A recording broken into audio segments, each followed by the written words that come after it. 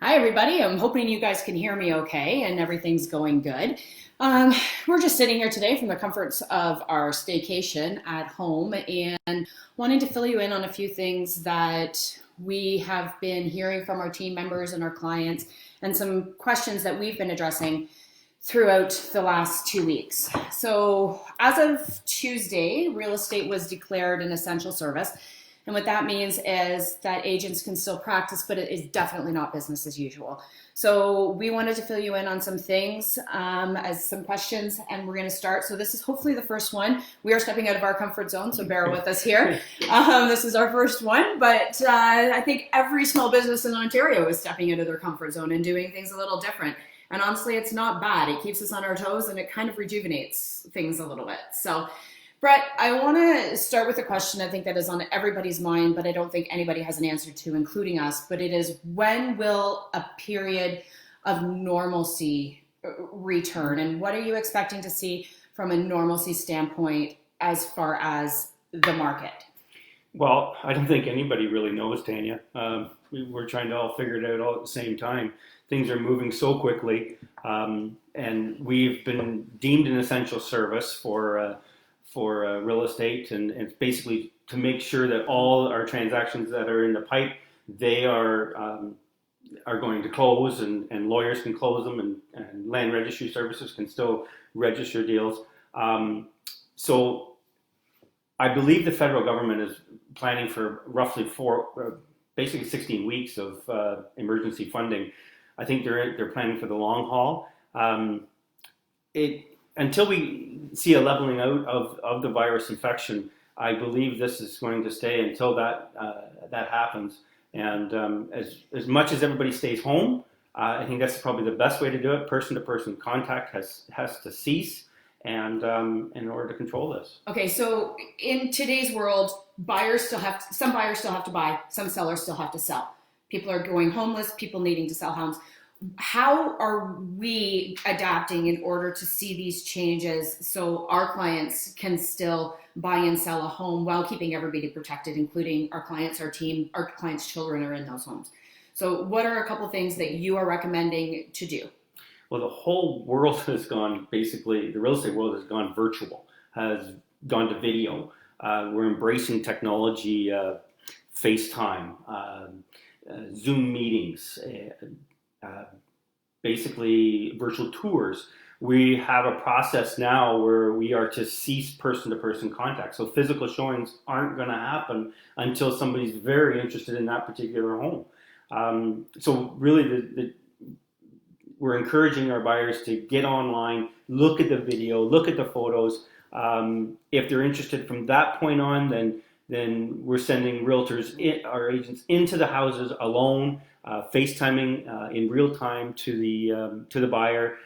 This is where you're going to drop down a step here, the door is here, going into the garage, that sort of thing. And in most times, we're making a transaction after that conditional on a physical inspection, which you're going to have a building inspection anyways on most times. So there's an attempt to make sure everybody's looked after from that point of view. Okay. Leading into March break and Ontario declaring the state of emergency, we've seen a growing inventory in the number of homes that have been placed on the market, and our spring market was just kind of starting to flourish and become more robust. What are we seeing now? Are we seeing buyers still looking at homes, or online first and then in person? Are we seeing listings still being put on the market? What are we seeing in terms of the MLS system? We are seeing a decrease in the amount of inventory that's coming on the market today.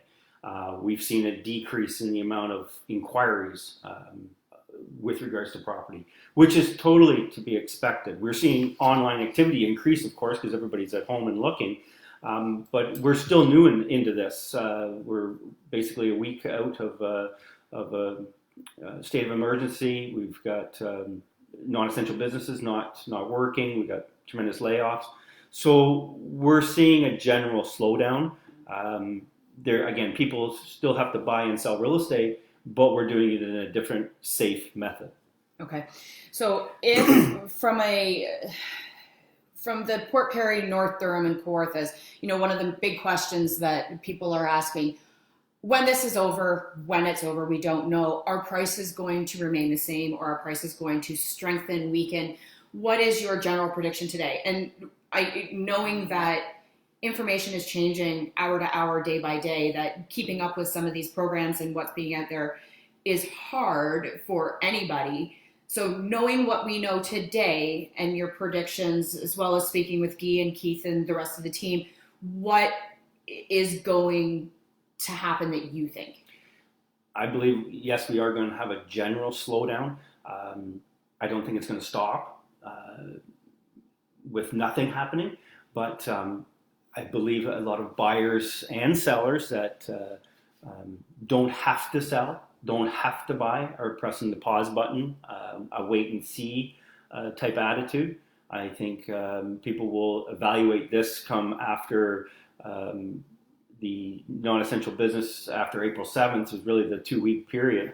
What happens after that? And I think people are taking that wait and see type attitude. And there's some people that have to buy and sell. So we've got them in the pipeline and certainly trying to complete deals for them. But I believe it's going to be a general slowdown. When people don't have jobs, if they're insecure about their job, they don't make buying real estate a priority. So I think that's where we're coming into. There was 1 million people in Canada that applied for unemployment insurance. So with the new emergency economic benefit that's coming out from the federal government in early April, that provides some relief for people, all people really, whether you're self-employed or you're entitled to unemployment insurance. So I believe that's going to certainly help weather the storm, but it's unprecedented times. It seems to be the key words. From sellers that have their homes on the market and the homes that we currently have for sale and ones that are still thinking of coming up for sale, what are you having what conversations are you having with your individual sellers? And again, each case is different. So, I mean, personalizing it from one client to the other, we can't say generally this is happening, but in the conversations that you've had in the last couple days, and bearing in mind, you and I work together, but we don't actually work together. And this is the closest we've actually worked together in a very long time. And now I know why we have separate offices and we both do different jobs. So, creating his own work environment is definitely a thing here. So, I've also heard some of these conversations from a different room that you're having with your seller. So, maybe just fill us in on a little bit of, okay, I am a seller. I currently have my home for sale right now, and I want to sell and I need to sell. And that is something that I choose that I need to do right now. What are you telling to these people? Calm down. That's basically what we're saying is think rationally. We are making us available for answering questions and concerns and looking at the new opportunities that we're using for showing property and trying to basically make sure that people know about your house, that there is still a way to buy real estate. Yes, it may not be person to person or showing 5 houses at the same time, that sort of thing, to keep person to person contact to a minimum, but basically making sure that they are aware of the fact that the market is still going to move, yet it's going to be different. Okay. And well, from our standpoint, technology, I mean, we've always done some technology, but I know in the last 4 days with the advent of, I'm now Zoom crazy, I've watched more YouTube videos and that on how to do certain things, and even just stepping outside of our comfort zone. And I think from that, it's, challenging us, but at the same time, it's doing things a little bit different to make sure the buyers can still see inside of a home sometimes where they can't see inside of a home. So yesterday, we put in some protocols in place that if you're going into a home, answer a health questionnaire prior to going in. You're talking to every agent prior to them physically showing it. The virtual tour, the videos are being in depth looked at. Sterilization, washing your hands or sanitizing prior to going in. We're asking sellers to leave doors open, closet doors open, light switches on. Yeah. Even your kitchen cabinets. I know it's crazy when you walk out the house to think your kitchen cabinets are going to be open and somebody can actually see in. But any surface that somebody's going to open, we're asking our sellers to leave open. So then it limits the contact to contact in their house. Basically, we're telling buyers, agents, do not touch anything, or to a bare minimum. Sanitize going in, sanitize going out when you are doing a physical showing, when you're at that time period. We're an essential business, but it's not business as normal. It is totally different today.